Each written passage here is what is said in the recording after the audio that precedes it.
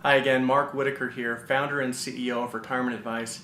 And in today's video, I wanted to go over a few things that anybody should consider before they make a donation to charities.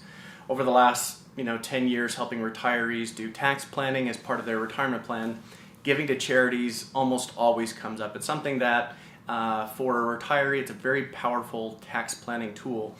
And I would say that in most cases, in my experience, people already know the charities that they'd like to give to or that are important to them. But what I wanted to do is go over some basics that everybody should consider before making a donation to a charity.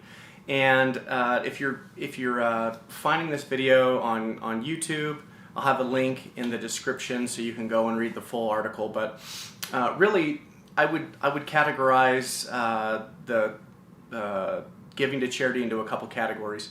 Number one is the bare minimum. Is this a legal public charity in the United States that qualifies for a tax donation? And depending on whether the charity that you're giving to is a public charity, 501c3, or if it's a private foundation, that will impact whether or not, frankly, the donation is deductible. It'll also impact how much of a deduction you're able to get. And so that's really the basics, is understanding whether or not this entity that you're going to give a donation to is going to qualify and do what you is going to have the tax benefit impact that you're looking for. Now, the second category of considerations is really looking at what is the good that my dollar is going to do when I give to this charity. Ultimately, this is about the downstream effects. How are we helping, supporting a cause that's important to us? So the other criteria in this article about looking to see whether or not this church or charitable organization is transparent in their finances. This is really important.